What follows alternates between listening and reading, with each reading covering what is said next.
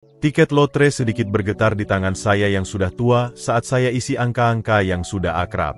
7, 14, 23, 31, 42. Tiap angka punya kenangan.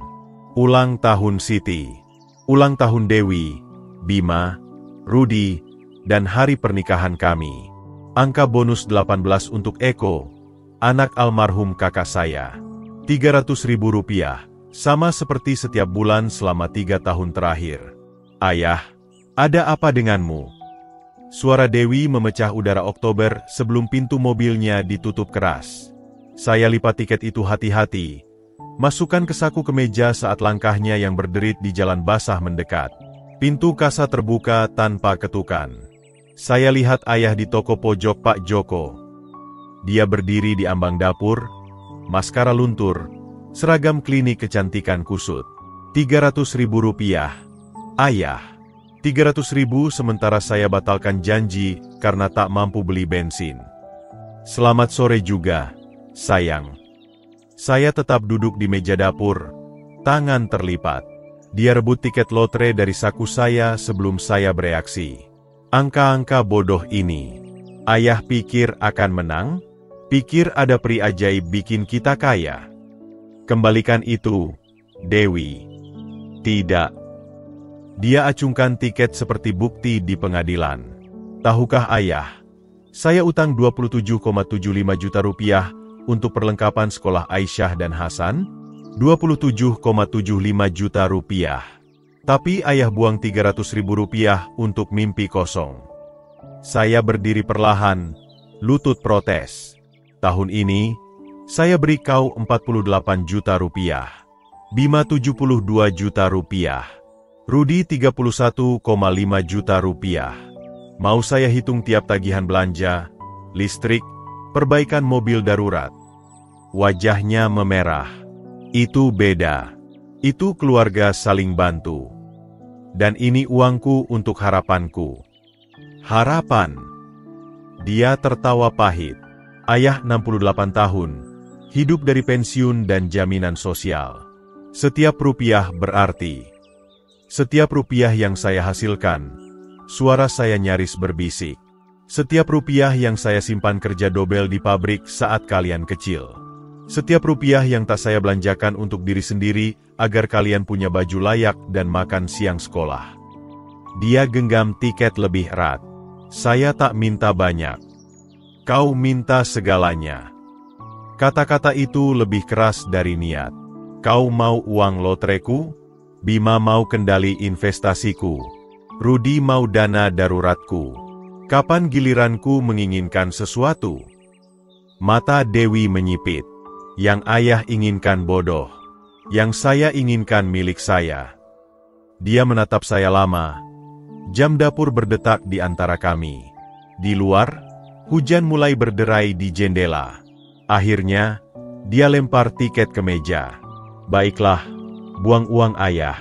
Tapi jangan menangis ke saya saat makan makanan kucing karena habiskan Rp300.000 untuk mimpi kosong. Pintu depan ditutup keras hingga cangkir teh di piring kecil bergoyang. Dari jendela, saya lihat mobilnya berputar di kerikil saat mundur dari halaman. Lampu belakang merah menghilang di tikungan, tinggalkan suara hujan dan napas saya sendiri. Saya ambil tiket lotre, ratakan lipatan dari jari-jarinya. Angka-angka menatap balik. Ulang tahun keluarga. Dulu berarti perayaan, kue, tawa, kini terasa seperti tuduhan. 5 jam kemudian, saat gelap Oktober menyelimuti Mojokerto, saya duduk sendiri dengan segelas teh tarik yang sudah dingin. Tiket lotre di meja di samping koran kemarin. Saat itulah telepon berdering. Sup mulai mendidih saat telepon berbunyi. Saya aduk sup ayam perlahan. Lihat uap naik dari panci. Coba tak pikirkan kata-kata Dewi yang bergema di rumah kosong. ID penelepon tunjukkan nomor Bima. Hai, ayah. Suaranya penuh nada hati-hati saat merasa saya perlu diatur. Dewi telepon tadi. Dia kesal sekali. Saya letakkan sendok kayu, sandar ke meja dapur. Saya kira begitu. Dia bilang ayah beli tiket lotre lagi. Rp300.000. Benar. Jeda. Saya dengar ketikan keyboard di latar. Dia masih di kantor pusat kota. Mungkin lembur untuk proyek yang buktikan dia penting bagi perusahaan. Ayah, kita sudah bicara soal ini. 300.000 rupiah mungkin tak banyak, tapi bertambah. Itu 3,6 juta rupiah setahun. 5 tahun, 18 juta rupiah. Matematika selalu keahlianmu, nak. Saya serius. Suaranya tajam. Ayah hidup dari penghasilan tetap. Setiap pengeluaran harus dipertimbangkan matang. Saya genggam telepon lebih erat.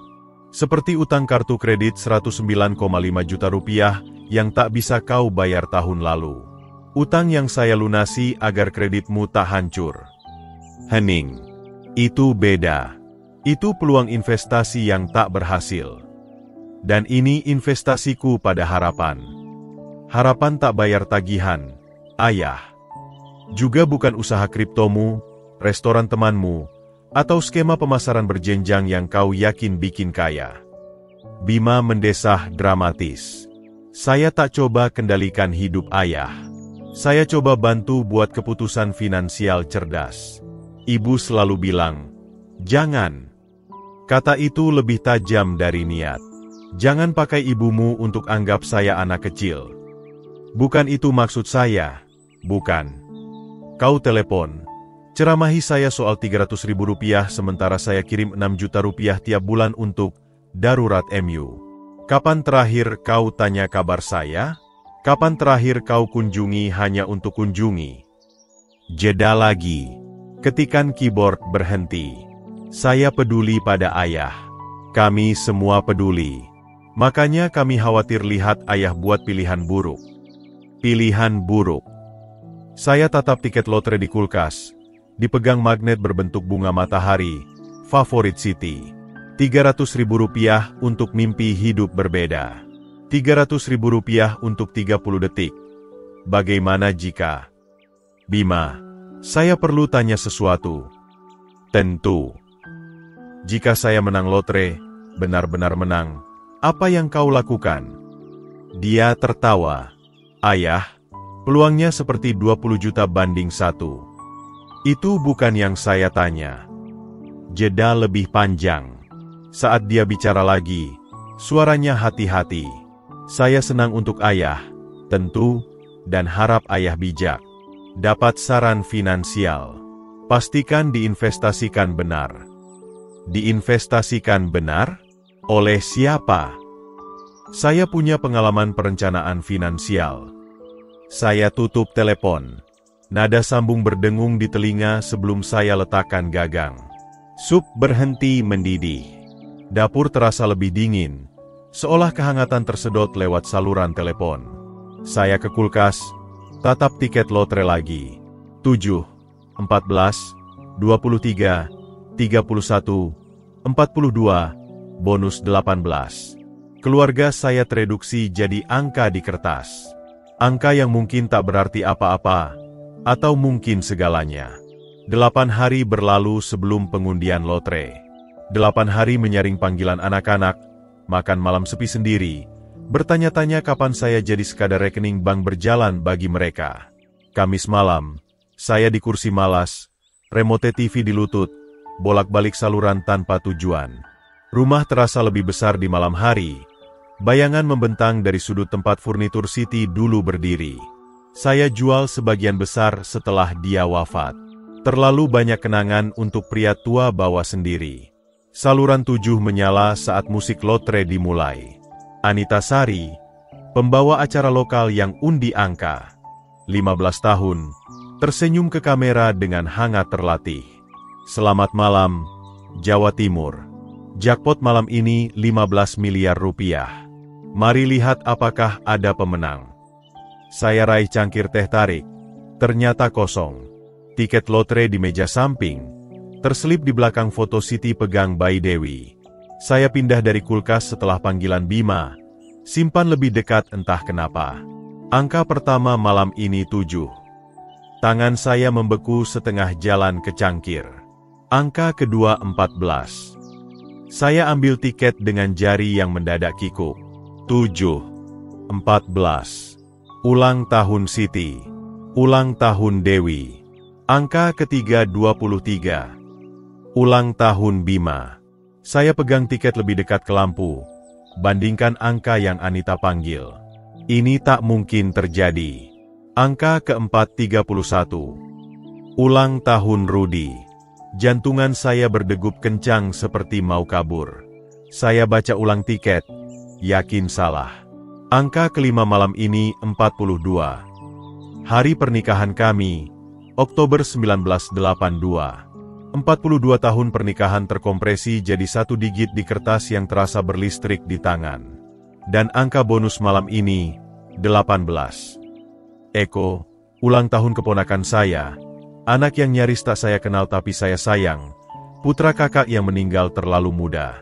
Saya tambah 18 3 tahun lalu, pikir keluarga harus bersama, bahkan di tiket lotre. Anita Sari bilang sesuatu soal periksa angka hati-hati, prosedur klaim, pemenang punya 180 hari, tapi suaranya seperti dari bawah air. Saya berdiri terlalu cepat, nyaris jatuhkan tiket. 15 miliar rupiah. Saya berjalan ke dapur dengan kaki goyah, ratakan tiket di meja di bawah lampu terang. 7, 14, 23, 31, 42, bonus 18. Angka-angka menatap balik, polos seperti hujan. Saya pilih angka ini karena berarti keluarga, ulang tahun, peringatan, tanggal yang tandai hidup bersama. Siti pasti tertawa atas ironi ini. Keluarga yang 2 hari ini bilang saya bodoh beli tiket lotre, baru saja buat saya jadi miliarder. 10,5 miliar rupiah setelah pajak, kata televisi. Lebih banyak uang dari yang saya hasilkan 10 tahun terakhir. Lebih banyak dari yang ayah saya lihat seumur hidup kerja di tambang batu bara Kalimantan. Tapi saat berdiri di dapur pegang kertas bernilai miliaran, saya tak pikirkan uang. Saya pikirkan Dewi rebut tiket dari saku, bilang harapan saya bodoh. Saya pikirkan ceramah Bima soal pilihan finansial buruk. Saya pikirkan betapa cepat mereka hitung apa yang saya utang, tapi tak pernah apa yang mereka utang ke saya. Tiket terasa lebih berat, penuh kemungkinan dan balas dendam seimbang. Saya ke kamar, buka brankas kecil tempat simpan perhiasan Siti dan dokumen penting. Tiket lotre masuk di samping cincin kawinnya dan akta rumah. Sebelum tutup pintu, saya tatap sekali lagi. Besok saya telepon anak-anak. Besok saya undang ke makan malam di warung makan Bahari, restoran keluarga kami dulu, dan besok saya cari tahu siapa mereka sebenarnya saat pikir tak ada lagi yang bisa diambil dari saya. Pintu brankas tertutup dengan suara seperti keputusan dibuat. Cahaya pagi masuk lewat jendela kamar saat saya putar kombinasi brankas perhiasan lama Siti. 3 putar kanan, 2 kiri, 1 kanan. Tiket lotre tergeletak di tempat saya letakkan 12 jam lalu, di samping cincin tunangan dan akta nikah kami. 15 miliar rupiah tereduksi jadi kertas lebih kecil dari kartu nama. Saya sebarkan dokumen di meja dapur seperti jenderal rencanakan kampanye. SIM, kartu jaminan sosial, formulir klaim lotre yang saya cetak dari situs web jam 6 pagi. Semua yang perlu buat ini nyata. Ubah angka-angka itu jadi uang sungguhan di rekening bank. Perjalanan ke kantor pos butuh 15 menit lewat jalan sepi Mojokerto. Daun jati menyelimuti trotoar dengan warna emas dan merah. Udara pagi bawa dingin tajam Oktober yang buat segala mungkin. Saya parkir antara truk tua berkarat dan SUV ibu-ibu, lalu masuk dengan amplop manila di bawah lengan. Pos tersertifikasi, kata pegawai pos. Wanita seusia saya dengan rambut memutih dan mata ramah, timbang amplop di timbangan digital. Rp127.500 dengan tanda terima. Baik. Saya serahkan Rp150.000. Lihat dia tempel label hijau yang lacak perjalanan tiket lotre ke Surabaya. Berapa lama pengiriman? 2 hari kerja, biasanya. Dokumen penting. Bisa dikatakan begitu. Kembali ke rumah. Saya duduk di meja dapur dengan telepon di depan seperti senjata yang siap saya pakai. 3 nomor tertulis di buku catatan. 3 anak yang perlu tahu siapa mereka sebenarnya. Dewi jawab di dering kedua. Suaranya tajam dengan iritasi pagi. Ayah, saya sedang antar klien. Ada apa? Tak ada yang salah, sayang. Saya ingin undang kau ke makan malam Sabtu. Seluruh keluarga. Jeda. Suara latar dari klinik kecantikan. Pengering rambut, obrolan, musik pop untuk hibur klien. Makan malam di rumah ayah. Warung makan Bahari. Saya traktir. Kalau ayah bayar, kenapa tidak? Nadanya langsung berubah. Kehangatan transaksional gantikan kekesalan. Boleh bawa anak-anak? Aisyah latihan sepak bola jam 4. Tapi kami bisa sampai jam 6. Bawa mereka. Saya pesan untuk 7 orang. 7? Siapa lagi yang datang? Kakak adikmu. Istri Bima. Kumpul keluarga. Dia tertawa, tapi tanpa humor. Kapan terakhir kita makan malam bersama? Pemakaman ibu. Komentar itu menyakitkan lebih dari yang dia maksud. Pemakaman Siti 2 tahun lalu. Dan ya, mungkin itu terakhir kali semua anak saya duduk di meja sama. Sabtu, jam 6. Jangan terlambat. Saya tutup sebelum dia tanya lebih banyak. Langsung hubungi nomor kantor Bima. Bima dan rekan. Suara sekretaris profesional. Bima, tolong. Ini ayahnya. Jeda singkat, lalu nada terukur Bima. Ayah, semua baik-baik? Ayah tak pernah telepon kantor. Saya undang kau ke makan malam Sabtu. Warung makan Bahari. Jam 6, makan malam keluarga. Hening membentang. Saya hampir dengar dia hitung sudut, cari makna tersembunyi. Apa kesempatannya? Ayah? Ini tak biasa. Tak boleh ayah undang keluarganya makan malam. Tentu. Tapi, jeda lagi. Ini soal tiket lotre? Ayah coba buktikan soal kesatuan keluarga. Pertanyaan itu ungkap lebih banyak tentang pola pikirnya dari yang dia sadari. Semua adalah debat untuk dimenangkan. Saya coba makan malam dengan anak-anak. Kau datang atau tidak?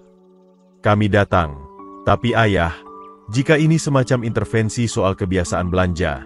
Jam 6, Bima. Jangan ceramahi saya soal kebiasaan sampai kau lunasi utangmu sendiri. Saya tutup telepon lebih keras dari perlu. Langsung. Hubungi nomor Rudi. Berdering 5 kali sebelum suaranya yang mengantuk menjawab. Ya, ini ayah. Saya undang kau ke makan malam Sabtu malam. Makan malam. Saya dengar dia menguap. Mungkin baru bangun setelah kerja sampai jam 3 pagi di bar. Jam berapa? Jam 6. Warung makan Bahari. Tentu, saya bisa makan. Tempat itu punya steak enak. Siapa bayar? Itu dia. Pertanyaan pertama tiap anak saat saya tawarkan sesuatu. Bukan kabar ayah, bukan apa kesempatannya, tapi siapa bayar? Saya, jelas. Keren. Sabtu jam 6. Mengerti. Saluran mati tanpa salam perpisahan. Saya sandar di kursi dapur, tatap buku catatan. 3 panggilan. 3 penerimaan, 3 cara berbeda tanya siapa bayar tagihan. Tak satu pun tanya kenapa saya ingin jumpa, apa kabar saya, atau apa spesialnya kumpul keluarga. Sabtu akan beritahu semua yang perlu saya tahu tentang orang-orang yang saya besarkan. Sabtu malam tiba dengan gelap awal Oktober di parkiran warung makan Bahari. Saya tiba duluan, seperti rencana, dan dapatkan meja bundar biasa di sudut belakang tempat Siti dulu bersikeras duduk untuk makan malam ulang tahun dan peringatan. Pelayan, Lani, yang layani keluarga kami 15 tahun, bawa teh tarik tanpa diminta. Makan malam keluarga malam ini, Pak Slamet. Lama tak lihat semua bersama. Seperti itu. Saya posisikan diri punggung ke dinding, bisa amati tiap kedatangan, tiap interaksi, tiap detail tentang siapa anak-anak saya sebenarnya. Dewi masuk jam 6.15. 2 anaknya mengikuti seperti satelit enggan. Aisyah, 12. Pakai earbud, tak angkat mata dari ponsel. Hasan, 9. Langsung tanya apakah restoran punya wifi. Keduanya tak akui keberadaan saya sampai Dewi menyikut mereka. Sapa kakek. Hai, gumam mereka serentak. Sudah cari kursi kosong jauh dari orang dewasa. Bima dan Sari tiba tepat jam 6.20. Ketepatan waktu Bima terhitung seperti semua dalam hidupnya. Sari tawarkan senyum tulus, remas bahu saya. Dia satu-satunya yang tampak senang lihat saya. Bima amati susunan meja seperti pemain catur hitung langkah. Rudi masuk santai jam 6.35. Rambut masih basah dari mandi cepat, pakai jaket kulit dari masa kuliah. Dia duduk dengan santai, langsung panggil Lani untuk pesan bir. Maaf telat, lalu lintas parah. Tak ada kemacetan di Mojokerto pada Sabtu malam sejak pabrik tutup. Tapi tak ada yang tantang kebohongan itu. Lani ambil pesanan minum. Saya amati keluarga masuk pola biasa. Dewi langsung buka menu bagian termurah. Bima pelajari daftar minuman seperti tinjau laporan keuangan. Rudi pesan steak termahal tanpa lihat harga. Jadi, Ayah, Dewi mulai sebelum kami pesan pembuka. Soal biaya sekolah anak-anak yang kita bicarakan. Pesan dulu, potong saya, tapi dia terus maju. Hasan butuh sepatu sepak bola baru. Proyek sains Aisyah butuh perlengkapan yang tak mampu saya beli sekarang. Klinik sepi, musim dingin datang. Bu, boleh pesan kue pisang? Aisyah menyela tanpa angkat mata dari layar. Kalau kakek bayar, jawab Dewi otomatis. Bima berdehem dengan otoritas seseorang yang biasa tarik perhatian. Sebenarnya, Ayah, Sari dan saya bicara soal situasi finansial Ayah. Tiket lotre itu buang uang. Saya bisa gandakan tabungan Ayah di pasar saham dalam 6 bulan. Here we go, gumam Rudi, seruput bir panjang. Saran investasi dari orang yang rugi 109,5 juta rupiah di kripto. Itu risiko terhitung berdasarkan riset pasar, balas Bima. Bukan judi lotre. Percaya, saya tahu soal judi, kata Rudi dengan otoritas santai. Saya belajar 3 tahun soal permainan kartu remi dan hitung probabilitas. Rumah selalu menang, Ayah. Selalu. Sari coba mediasi. Mungkin kita nikmati makan malam tanpa bicara soal keputusan buruk Ayah. Suara Dewi penuh keluhan yang disimpan berminggu-minggu. Sementara Ayah beli tiket lotre, saya pilih antara belanja dan bensin. Hasan angkat mata dari tablet cukup lama untuk tanya. Bisa pulang sekarang? Ini membosankan. Saya seruput teh tarik. Amati mereka robek pilihan hidup saya dengan efisiensi burung nasar. Setiap kekhawatiran soal keuangan. Setiap saran soal alihkan uang saya ke kebutuhan mereka. Setiap kritik anggap saya terlalu tua, terlalu bodoh, tak paham urus-urusan sendiri. Hidangan utama tiba.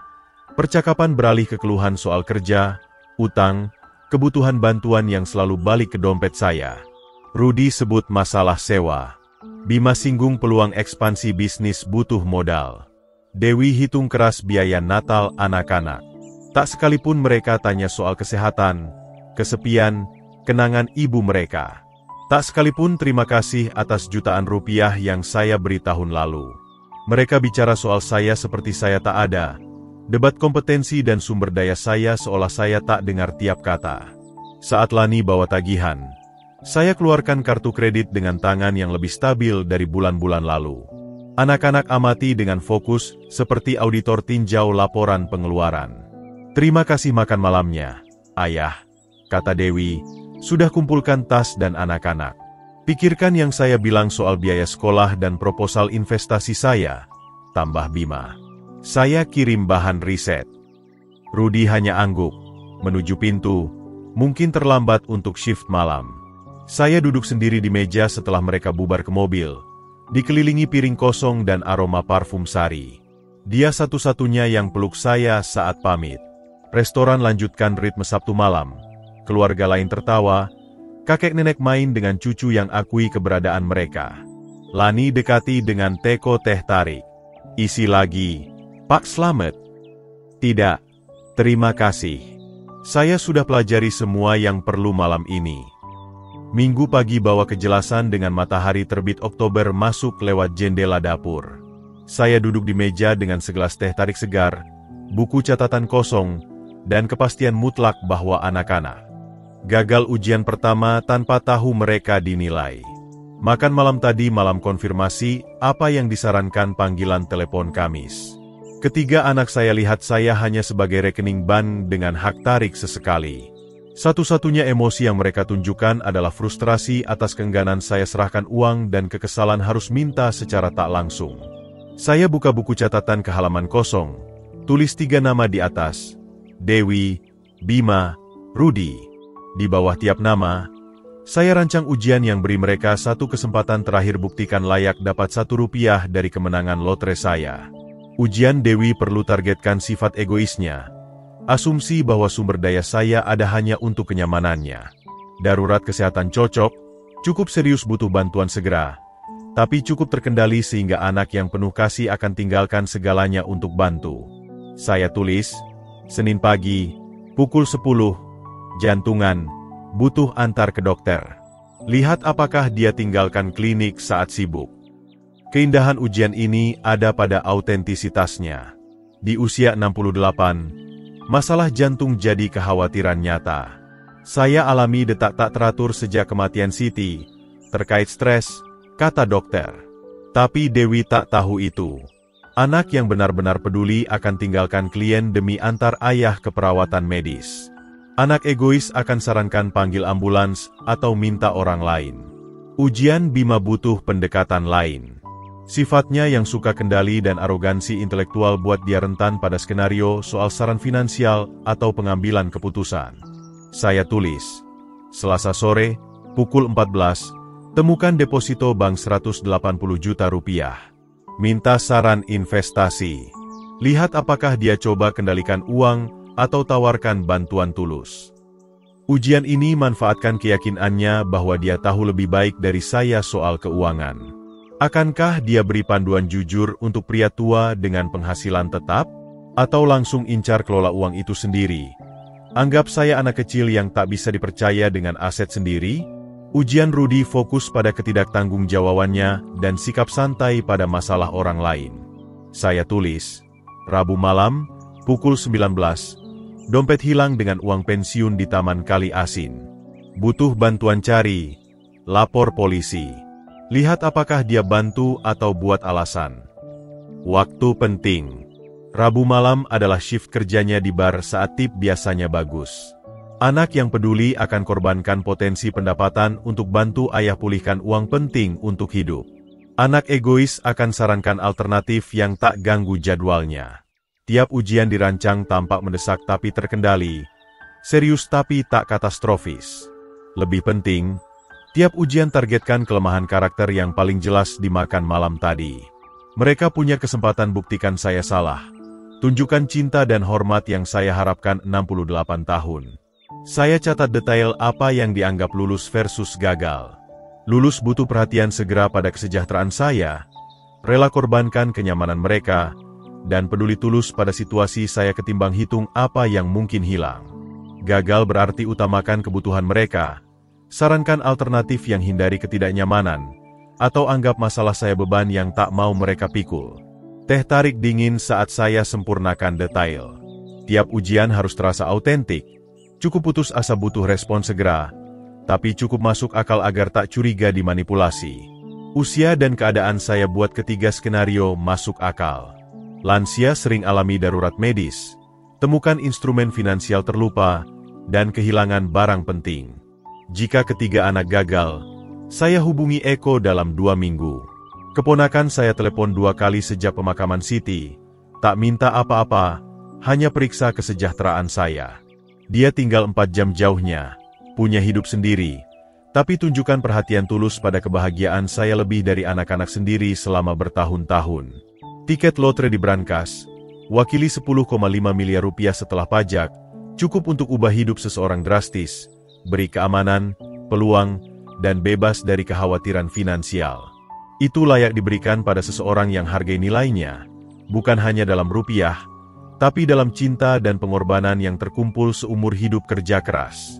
Saya tutup buku catatan, periksa jam dapur. Pukul 9.30, Dewi pasti sedang siapkan hari tersibuk dalam seminggu, atur janji, campur bahan kimia rambut, bergosip dengan klien soal petualangan akhir pekan. Dalam 30 menit, saya telepon dia dengan keluhan nyeri dada dan sesak napas. Cari tahu apakah saya besarkan anak atau hanya danai orang asing yang kebetulan punya DNA sama. Telepon terasa lebih berat saat saya angkat dan hubungi nomor kliniknya. Saatnya mulai ujian akhir karakter keluarga saya. Senin pagi tiba dengan beban resolusi. Saya duduk di meja dapur, buku catatan terbuka pada ujian pertama, tangan melayang di atas telepon seperti dokter bedah siapkan operasi halus. Angka-angka lotre, kini dihafal, seolah mengejek dari tempat sembunyi di brankas. 15 miliar rupiah menanti seseorang yang layak menerimanya. Tepat pukul 10.30, saya hubungi klinik Dewi. Glamour Touch, ini Dewi. Suaranya penuh efisiensi sibuk seseorang yang urus banyak klien. Dewi, sayang. Saya biarkan suara retak sedikit, tambah napas tersengal yang tak sepenuhnya pura-pura. Saya butuh bantuan. Dada sakit, sesak napas. Suara latar membanjiri telepon. Pengering rambut berdengung. Klien tanya soal waktu pemrosesan. Musik pop ciptakan suasana ringan. Semua lebih penting bagi anak saya ketimbang kesehatan ayahnya. Ayah. Nadanya beralih ke perhatian ringan, tapi saya dengar dia bergerak. Mungkin periksa timer highlight seseorang. Nyeri dada seperti apa? Tajam, di sini. Saya tekan tangan ke dada, biarkan gestur warnai suara. Dokter Pratama mau saya ke Surabaya segera. Spesialis jantung. Surabaya. Ayah, itu sejam perjalanan. Tak bisa ke dokter lokal. Pertanyaan itu ungkap semua tentang prioritasnya. Tapi saya lanjutkan skrip. Pratama bilang mendesak. Bisa serius. Masalahnya, saya tak bisa nyetir dengan kondisi ini. Butuh Rp450.000 untuk taksi. Jeda. Suara pengering rambut makin keras lalu pelan saat dia bergerak di klinik. Ayah, saya sedang urus warna Ibu Hartati. Dia pakai highlight untuk pernikahan anaknya. Kalau salah timing. Dewi, saya mungkin kena serangan jantung. Tak bisa bima antar atau panggil ambulans. Tiap saran seperti pukulan fisik. Ayahmu dalam darurat medis. Dan insting pertamamu cari orang lain tangani. Saya genggam telepon lebih erat. Pertahankan nada tersengal. Bima kerja. Ambulans biayanya Rp4,5 juta. Saya cuma butuh Rp450.000 untuk taksi. Ayah, saya benar-benar tak bisa tinggalkan sekarang. Ibu Hartati tiper terbesar kami, dan dia khusus minta saya. Mungkin kau bisa. Dia berhenti di tengah kalimat. Saya dengar dia bicara dengan orang lain. Ya, Ibu Hartati, 10 menit lagi di timer. Saat kembali, nadanya berbeda. Sebenarnya, karena kita bicara, bisa pinjam Rp1,2 juta? Ada baju di Matahari untuk pesta ulang tahun klinik minggu depan. Gadis-gadis lain pakai desainer. Saya tak bisa tampil murahan. Hening membentang saat kata-katanya meresap. Ayahnya telepon dengan nyeri dada, butuh Rp450.000 untuk transportasi medis, dan dia balas minta Rp1,2 juta untuk baju. Ujian ini tak bisa lebih jelas meski dirancang sebagai eksperimen psikologi. Ayah, masih di sana? Baju itu sedang diskon, cuma sampai malam ini. Saya di sini. Suara saya datar. Sengalan pura-pura diganti kekosongan nyata. Jadi, bisa transfer uangnya? Saya punya Ibu Hartati di bawah pengering, tapi bisa kemal setelah kerja. Saya tatap buku catatan. Pena siap di ruang bertanda ujian 1. Dewi. Hasilnya jelas. Hadapi darurat medis ayahnya, dia utamakan janji klien dan belanja pribadi. Saat diminta Rp450.000 untuk selamatkan nyawa saya, dia minta Rp1,2 juta untuk kesombongan. Ayah, sambungan terputus-putus. Saya cari jalan keluar, kata saya pelan. Bagus soal uang baju. Saya tutup telepon. Dapur terasa lebih dingin, seolah egoisme Dewi merembes lewat saluran telepon dan racuni udara. Saya ambil pena, tulis hati-hati, ujian 1 gagal. Utamakan janji klien dan belanja pribadi ketimbang serangan jantung ayah. Di luar, daun Oktober melayang lewat jendela seperti sisa-sisa semua yang saya percaya tentang keluarga. 1 ujian selesai, 2 lagi menanti. Tapi saya sudah tahu hasilnya. Selasa sore bawa ujian kedua, dan bersamanya kehancuran sistematis ilusi tentang orang-orang yang saya besarkan. Saya sebarkan laporan bank lama dan kertas investasi di meja, ciptakan latar sempurna untuk kebingungan soal opsi finansial modern. Jam 16.20, saya hubungi kantor Bima. Techflow Solutions. Bima bicara. Suaranya penuh profesionalisme seseorang yang nyaman dengan otoritas. Nak, saya bingung dengan opsi investasi ini. Saya biarkan ketidakpastian warnai kata-kata, perankan pria tua bingung dengan sempurna. Bisa pakai keahlianmu. Tentu, ayah. Ada apa? Saya dengar ketikan keyboard di latar. Multitasking halus seseorang yang biasa urus banyak prioritas. Saya punya tabungan di rekening dasar, tak hasilkan apa-apa. Suku bunga buruk. Semua iklan soal kripto dan saham. Saya biarkan suara memudar. Gambar sempurna lansia kewalahan. Ketikan keyboard berhenti. Berapa jumlahnya, ayah? Bukan apa tujuan finansialmu, bukan apa toleransi risikomu, tapi berapa banyak uang? Pertanyaan tiap penasihat serakah tanyakan pertama. Saya hemat bertahun-tahun. Sisihkan sedikit demi sedikit. Saya sengaja samar.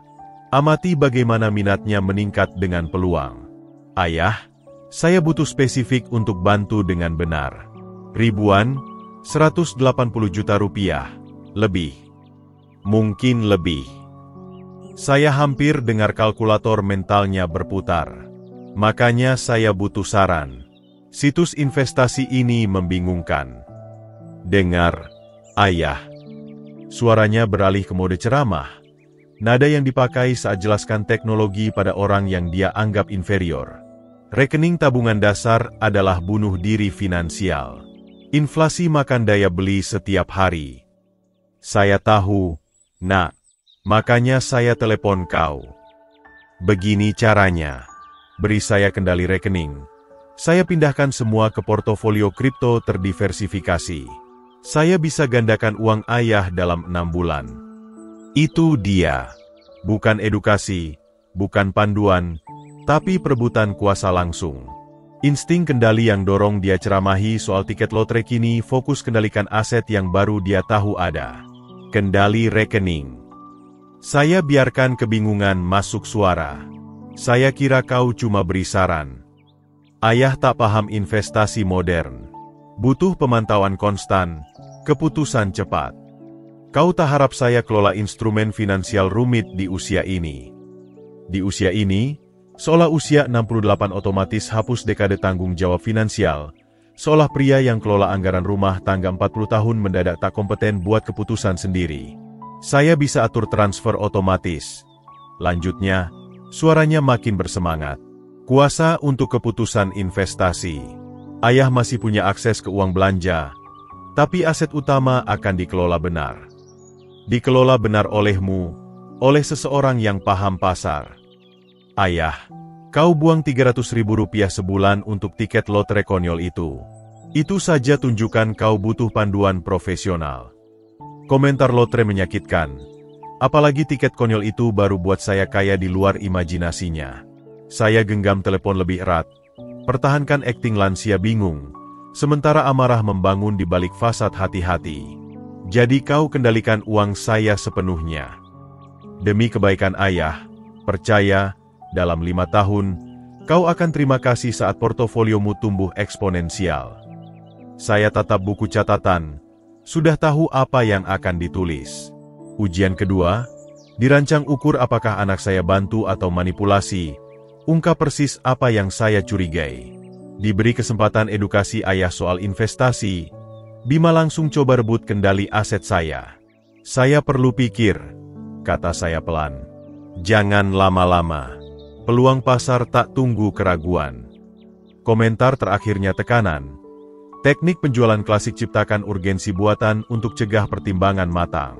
Saya telepon lagi, kata saya, tutup sebelum dia tambah tekanan. Saya buka buku catatan, tulis, ujian 2 gagal. Coba kendalikan aset ayah dengan dalih keahlian finansial. Manipulasi langsung. Tak tawarkan edukasi tulus. 2 ujian selesai, 2 kegagalan terdokumentasi, 1 ujian tersisa. Rabu malam akan bawa konfirmasi akhir apa yang sudah saya tahu. Tak satu pun anak saya layak dapat Rp1 dari kemenangan lotre. Rabu malam menyelimuti Mojokerto dengan janji jawaban akhir. Saya duduk di ruang tamu. Televisi bergumam berita lokal pelan saat saya siapkan ujian terakhir. Buku catatan terbuka di samping. 2 ujian gagal sudah terdokumentasi dengan tulisan tangan rapi. Jam 21.45, saya hubungi Bar Mawar. Telepon berdering 3 kali sebelum suara Rudi potong suara latar. Gelas berdenting. Komentar olahraga dari TV. Dengung tetap pelanggan Rabu malam. Bar Mawar, ini Rudi. Nak, saya dalam masalah. Saya biarkan kekhawatiran nyata meresap ke suara. Dompet hilang di Taman Kali Asin tadi. Uang pensiun minggu ini ada di sana. Dompet hilang. Saya dengar dia bergerak. Mungkin lap meja bar sambil pegang telepon. Itu buruk. Ayah, sudah batalkan kartu kredit. Tak punya kartu kredit. Tapi uang pensiun Rp2,25 juta ada di sana. Bank tak ganti cek sampai Senin. Jeda. Di latar, seseorang pesan 2 bir dan whisky. Tunggu, ayah. Saya dengar dia layani pelanggan. Ritual akrab tuang minuman dan tukar uang. Saat kembali, nadanya berbeda. Maaf soal itu. Rabu sibuk. Jeda lagi. Ayah, saya akan bantu. Tapi saya kalah besar di kartu remi tadi malam. Rugi Rp4,5 juta. 4,5 juta rupiah. Dia berjudi habis 2 kali lipat yang saya butuh. Lalu akui tanpa malu atau minta maaf. Ironinya luar biasa. Anak saya, dengan kecanduan judi, tolak bantu ayah karena rugi judi. 4,5 juta rupiah. Saya biarkan kaget warnai kata-kata. Rudi, kau bilang sudah berhenti main kartu. Sudah hampir. Ini cuma 1 malam buruk. Permainan kartu terjadi. Kadang menang, kadang kalah. Dan tadi malam, kau kalah uang belanja mingguku. Ayah, jangan buat saya merasa bersalah. Suaranya defensif. Nada seseorang yang biasa elak tanggung jawab. Bisa jual alat-alat tua di garasi? Itu bernilai. Alat-alat saya, kunci Inggris, gergaji, palu yang saya kumpulkan 30 tahun perbaiki semua yang rusak di rumah. Dia mau saya jual alat-alat hasil kerja hidup saya untuk ganti uang yang dia buang di meja kartu. Rudi, saya butuh bantuan, bukan saran cara bantu diri sendiri. Saya tahu, tapi saya sedang bokek. Seseorang panggil namanya dari seberang bar. Dengar, mungkin ayah akhirnya menang sesuatu dari tiket lotre itu. Ya. Komentar itu seperti pukulan fisik. Saya duduk pegang tiket lotre 15 miliar rupiah. Dengar anak pecandu judi ejek kebiasaan lotre saya sambil tolak bantu pulihkan uang pensiun. Lelucon kosmik hampir terlalu sempurna. Tiket lotre itu buang-buang. Lanjutnya, tiru kritik terus-menerus saudaranya. Tapi, mungkin malam ini malam keberuntungan ayah. Andai dia tahu. Andai salah satu dari mereka tahu bahwa ayah bodoh mereka sudah capai apa yang mereka anggap mustahil. Tapi ketidaktahuan mereka mengungkap. Bahkan hadapi darurat saya, insting pertama Rudi adalah elak tanggung jawab dan sarankan alternatif yang tak ganggu dia. Jadi, kau tak bisa bantu? Tanya saya pelan. Ayah, kalau saya punya, pasti saya kasih. Tapi rugi 4,5 juta rupiah, ya begitu. Saya hampir tak bisa bayar sewa bulan ini. Hampir tak bayar sewa karena dia judi habis pendapatannya. Polanya jelas. Ketidaktanggung-jawaban ke krisis finansial, lalu minta bantuan dari ayah yang dia anggap bodoh karena beli tiket lotre. Saya mengerti, kata saya, meski mengerti dan menerima beda jauh. Mungkin minta ke Bima. Dia punya uang it. Serahkan tanggung jawab ke orang lain. Tak pernah terima akuntabilitas atas pilihan sendiri. Tak pernah korbankan untuk keluarga saat pengorbanan tak nyaman. Saya cari jalan keluar, kata saya. Maaf, ayah. Benar. Kalau keberuntungan saya berubah malam ini, saya telepon. Dia tutup untuk layani pelanggan lain. Kembali ke malamnya cari uang yang mungkin hilang di permainan kartu berikutnya. Saya tutup buku catatan pelan. Ujian terakhir selesai. 3 anak, 3 kesempatan tunjukkan cinta atas kepentingan pribadi. 3 kegagalan spektakuler. Tiap ujian dirancang butuh pengorbanan minimal. Rp450.000, saran jujur, atau pinjam 2,25 juta rupiah. Tak satu pun lulus. Tapi saya tahu seseorang yang akan. Nomor Eko ada di bawah daftar kontak. Ditambah 2 tahun lalu setelah pemakaman Siti. Besok saya telepon keponakan saya. Cari tahu seperti apa kesetiaan keluarga sejati.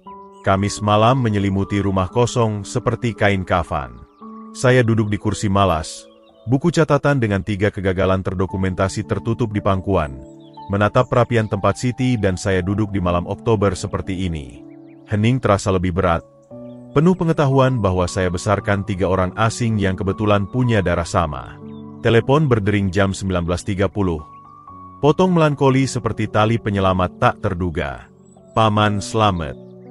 Suara Eko penuh kehangatan yang tak saya dengar dari keluarga dalam berminggu-minggu. Antusiasme dalam 2 kata itu buat sesuatu menegang di dada. Eko, senang dengar suaramu. Ibu sebut ada stres keluarga saat saya telepon akhir pekan lalu. Kata dia Dewi dan yang lain cukup menuntut akhir-akhir ini. Paman baik-baik. Saya tekan telepon lebih dekat ke telinga, terpukul oleh perhatian tulus dalam suaranya. Kapan anak-anak saya tanya apa kabar saya tanpa pastikan dulu apa yang mereka butuh dari saya? Saya atasi. Kau tahu bagaimana dengan keluarga? Saya tahu, sebenarnya. Makanya saya telepon. Suara kertas berdesir di latar. Mungkin koreksi tugas. Paman selamat. Paman selalu terlalu murah hati. Kadang orang manfaatkan itu. Manfaatkan. Frasa itu tepat sasaran. 3 ujian gagal buktikan itu persis yang anak-anak saya lakukan bertahun-tahun. Kau mungkin benar, Eko. Dengar, saya tahu ini bukan tempat saya. Dan saya jauh di Malang, tapi jika paman butuh apa saja, uang, bantuan di rumah, sekedar teman, saya ada. Saya bisa ke sana akhir pekan ini. Saya tatap buku catatan tertutup, lalu telepon di tangan. Eko tawarkan bantuan tanpa diminta, tanpa tahu apa untungnya baginya, tanpa hitung apa biayanya. Semua yang anak-anak saya gagal lakukan. Itu sangat baik, nak. Bukan kebaikan, itu keluarga. Keluarga sejati. Suaranya penuh keyakinan. Ingatkan saya pada ayahnya, Pak Tono. Paman selamat. Saya selalu kagumi paman. Setelah ayah meninggal, paman yang pastikan saya punya kebutuhan untuk kuliah. Ingat itu. Saya ingat. 30 juta rupiah untuk buku dan biaya asrama Eko. Diberikan tanpa ragu saat asuransi Tono tak cukup. Eko kirim surat terima kasih berbulan-bulan. Laporkan nilai, aspirasi mengajar, rasa syukur atas kesempatan. Kau bayar itu kembali, Eko, setiap rupiah, karena kau ajarkan bahwa utang penting, tanggung jawab penting. Tapi lebih dari itu, kau tunjukkan seperti apa cinta. Dia jeda. Saya dengar dia bergerak di apartemennya. Maaf sepupu-sepupu saya tak lihat itu. Sepupu, bukan saudara, bukan keluarganya. Dia paham beda antara kerabat darah dan keluarga pilihan lebih baik dari anak-anak yang saya besarkan. Eko, kau selalu istimewa. Ayahmu bangga dengan pria yang kau jadi. Saya belajar dari contoh baik. Paman dan ayah, terutama paman setelah dia tiada. Jeda lagi. Paman Slamet, saya serius soal bantuan. Apapun yang paman butuh, kapanpun. Tanpa tanya. Tanpa tanya. Kebalikan total dari tiap interaksi dengan anak-anak saya belakangan. Mereka tanya terus, berapa banyak, kapan, apa yang saya dapat, kenapa tak bisa saya tangani sendiri? Saya hargai itu lebih dari yang kau tahu. Keluarga jaga keluarga. Itu yang paman ajarkan. Setelah tutup telepon, saya duduk lama di kursi malas, pegang telepon, pikirkan percakapan itu. Eko telepon bukan karena butuh sesuatu, tapi karena dengar saya mungkin butuh. Dia tawarkan bantuan tanpa syarat, tanya kesejahteraan saya tanpa hitungan, tunjukkan syukur tulus atas kebaikan masa lalu ketimbang merasa berhak atas dukungan masa depan. Saya buka buku catatan, ke halaman kosong. Di atas, saya tulis, Eko Santoso, keluarga sejati. Di bawahnya, saya mulai rencanakan bagaimana pastikan kesetiaan sejati dihargai. Tiket lotre di brankas bukan lagi milik saya. Itu milik seseorang yang paham arti keluarga sesungguhnya. Seminggu kemudian, saya menuju Surabaya dengan dokumen yang akan ubah segalanya. Pagi Oktober bawa janji puncak musim gugur. Cahaya emas masuk lewat kaca depan saat saya navigasi lalu lintas pusat kota menuju gedung Komisi Lotre Jawa Timur. Saya parkir di lahan pemerintah. Masuk lewat keamanan dengan amplop manila di bawah lengan seperti pebisnis bawa kontrak. Penjaga arahkan ke lantai 3, di mana resepsionis dengan mata ramah dan senyum profesional verifikasi janji saya. Pak Slamet, selamat. Ibu Maria Indah akan tangani klaim Anda. Maria Indah seusia Bima. Pakai setelan biru tua dan sikap kompeten seseorang yang proses momen pengubah hidup sebagai rutinitas harian. Dinding kantornya pajang foto pemenang lotre berbingkai, orang biasa pegang cek besar, wajah cerah penuh tak percaya dan bahagia. Silakan duduk. Mari verifikasi tiket pemenang Anda. Saya serahkan kertas yang picu gejolak keluarga. Dia pindai di bawah lampu khusus. Cek angka di sistem komputer, angguk puas. Terkonfirmasi, jackpot 15 miliar rupiah. Pengundian 10 Oktober. Anda punya tiket pemenang. Dia menatap dengan hangat tulus. Bagaimana rasanya jadi miliarder, Pak Slamet? Seperti keadilan, kata saya, lalu koreksi diri. Maksud saya, mengejutkan. Sangat mengejutkan. Dia tersenyum, mulai jelaskan proses. Pajak pusat ambil 37%. Pajak daerah 4%. Tinggalkan saya sekitar 10,5 miliar rupiah. Saya bisa pilih pembayaran tahunan selama 20 tahun atau sekaligus. Pilihan mudah. Sekaligus. Tolong. Saya punya rencana khusus untuk uang ini. Bagus. Saya siapkan dokumen. Selama 45 menit berikutnya, saya tanda tangani formulir, beri identifikasi, jawab pertanyaan soal pemotongan pajak dan setoran bank. Ibu Maria jelaskan layanan pemenang, kebijakan media, rekomendasi penasihat keuangan. Semua terasa surreal.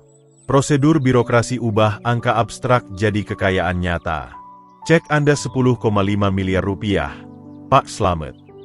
Dia serahkan kertas yang tak berbobot, tapi wakili segalanya. Selamat lagi. Ada rencana segera untuk kemenangan Anda. Mengurus keluarga, kata saya. Keluarga yang layak. Saya ke Taman Kali Asin setelahnya, temukan bangku sepi menghadap Sungai Brantas. Cek terasa substansial di tangan meski ringan. 10,5 miliar rupiah, lebih banyak uang dari yang saya hasilkan 15 tahun terakhir. Tapi jumlahnya bukan yang penting.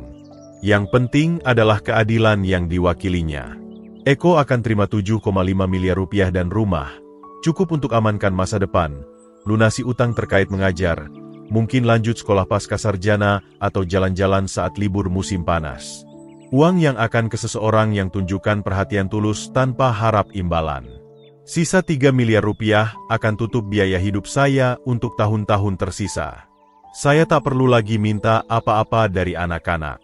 Lebih penting, mereka tak akan punya kesempatan anggap kebutuhan finansial saya sebagai ketidaknyamanan untuk dihindari atau dimanipulasi demi keuntungan mereka. Daun musim gugur melayang lewat bangku, di bawah angin sepoi sungai berantas yang bawa aroma perubahan dan kemungkinan. Besok saya telepon anak-anak 1 kali terakhir. Undang ke makan malam untuk percakapan yang akan bentuk ulang keluarga selamanya. Mereka akan belajar bahwa tindakan punya konsekuensi, cinta punya nilai, dan ayah yang mereka anggap bodoh lebih bijak dari yang mereka bayangkan. Saya lipat cek hati-hati, letakkan di dompet di samping nomor telepon Eko. Besok akan bawa perhitungan yang mereka peroleh lewat pilihan sendiri. Sabtu malam bawa saya kembali ke warung makan Bahari untuk babak terakhir drama keluarga ini. Saya duduk di mobil di parkiran, periksa dokumen lotre sekali lagi, tiket pemenang, verifikasi klaim resmi, dan cek terlipat yang akan ubah segalanya. Lani dudukan kami di meja sama seperti sebelumnya. Ironi kosmik tak luput dari saya. Dewi tiba dengan anak-anak, Bima dengan Sari, Rudi untuk sekali ini tepat waktu. Mereka masuk pola akrab. Dewi pelajari opsi. Menu termurah, Bima analisis daftar minuman, Rudi pesan setiap premium tanpa cek harga. Jadi, apa kesempatannya kali ini, Ayah?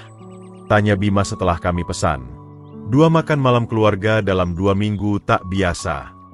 Cuma ingin lihat semua, jawab saya, potong ayam dengan presisi sengaja. Percakapan mengalir di saluran yang bisa diprediksi. Dewi sebut biaya anak-anak yang akan datang. Bima singgung peluang investasi. Rudi keluh soal malam tip sepi. Tak satu pun tanya soal kesehatan, kesepian, atau bagaimana saya habiskan hari sejak makan malam terakhir. Saat Lani bawa kue pisang untuk cucu, teh tarik untuk dewasa, saya tahu saatnya tiba. Saya punya sesuatu untuk kalian semua. Saya letakkan cangkir teh tarik dengan tangan stabil. Saya menang lotre 2 minggu lalu. Hening. Hening mutlak. Bahkan cucu-cucu angkat mata dari ponsel. Menang lotre apa? Suara Dewi penuh skeptis seseorang yang biasa kecewa. Saya raih jaket. Letakkan tiket pemenang di meja. 15 miliar rupiah. Pengundian 10 Oktober.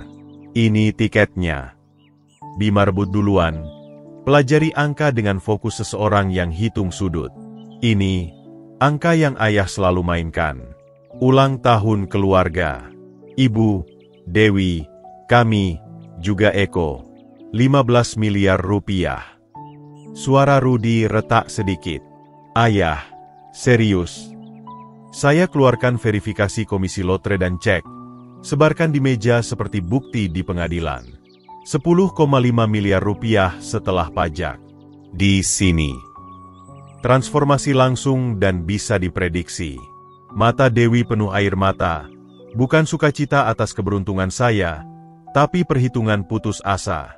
Bima condong maju dengan sikap agresif seseorang yang siap ambil alih. Rudi tatap cek dengan fokus penjudi lihat keselamatan. Ayah, ini luar biasa. Dewi raih meja seolah mau sentuh dokumen. Kita harus bijak. Dana kuliah anak-anak, hipotek saya. Sebenarnya, potong Bima, prioritas harus strategi investasi tepat. Ayah perlu pengelolaan finansial profesional.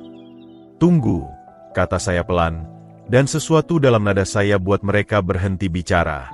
Sebelum kalian rencanakan cara habiskan uang saya, izinkan ceritakan 2 minggu terakhir. Saya tatap mereka satu persatu. Saya uji kalian, kalian bertiga. Kebingungan muncul di wajah mereka. Dewi, Senin 14 Oktober, saya telepon dengan nyeri dada. Butuh 450.000 rupiah untuk taksi ke spesialis jantung. Kau terlalu sibuk dengan highlight untuk bantu, tapi minta 1,2 juta rupiah untuk baju. Wajahnya pucat. Ayah, saya, Bima, Selasa 15 Oktober. Saya minta saran investasi soal tabungan. Alih-alih bantu, Kau langsung coba kendalikan uang saya. Itu panduan profesional. Rudy, Rabu 16 Oktober. Saya kehilangan dompet dengan uang pensiun. Kau tak bisa bantu karena rugi 4,5 juta rupiah main kartu. Mulut Rudy terbuka, lalu tertutup tanpa suara. Kalian masing-masing gagal ujian sederhana. Saat ayah kalian butuh bantuan, kalian utamakan kepentingan sendiri. Saat saya minta jumlah kecil, kalian tolak atau coba manipulasi situasi untuk keuntungan kalian. Restoran lanjutkan ritme Sabtu malam di sekitar kami. Keluarga lain nikmati makan malam normal sementara keluarga kami meledak dengan kekuatan kebenaran yang terkumpul. Tapi Eko, lanjut saya, dan lihat wajah mereka berubah saat sebut nama sepupu. Eko telepon Kamis malam. Tanpa agenda, tanpa permintaan, hanya periksa kesejahteraan saya karena dengar soal stres keluarga. Dia tawarkan bantuan tanpa diminta. Uang, waktu, teman, apapun yang saya butuh. Jadi, suara Dewi tajam dengan keputusasaan. Dia bukan anakmu. Bukan, tapi dia paham arti keluarga. Keluarga sejati. Saya berdiri pelan. Keputusan saya mengkristal jadi tindakan. Eko akan terima 7,5 miliar rupiah dan rumah. Dia layak karena perhatian dan hormat tulus. Ledakan langsung. Dewi mulai menangis. Air mata nyata kali ini campur kemarahan dan keputusasaan. Bima mulai hitung tantangan hukum. Suaranya naik dengan indignasi soal ketidakadilan dan manipulasi. Rudy tatap meja. Pemahaman akhirnya menyelimuti wajahnya seperti badai lambat. Ayah, kau tak serius, isak Dewi. Kami anak-anakmu. Anak-anak yang anggap saya rekening bank berjalan. Anak-anak yang kritik tiket lotre saya sambil rencanakan cara habiskan kemenangan saya. Saya keluarkan dompet, letakkan uang tunai pas untuk bagian makan malam saya. Eko tak pernah minta apa-apa, makanya dia layak dapat segalanya. Sari, yang diam selama pengungkapan, sentuh lengan saya lembut. Pak Slamet, saya paham ayah tersakiti, tapi mungkin. Sari, kau wanita baik. Saya minta maaf kau menikah dengan seseorang yang lihat ayahnya sebagai sumber finansial, bukan orang. Saya berjalan ke pintu keluar restoran tanpa menoleh. Suara mereka naik di belakang dengan paduan protes, tuduhan, dan tawar-menawar putus asa. Udara Oktober terasa bersih setelah suasana keluarga yang menyesakan. Di mobil, saya keluarkan ponsel, gulir ke nomor Eko. Saatnya telepon pewaris sejati saya dan bagi berita yang akan ubah hidupnya selamanya. Keadilan, ternyata, terasa persis seperti menjauh dari orang-orang yang tak pernah layak dapat cinta Anda. Jika Anda menyukai cerita ini, silakan sukai video ini, berlangganan saluran, dan bagikan kesan Anda di kolom komentar.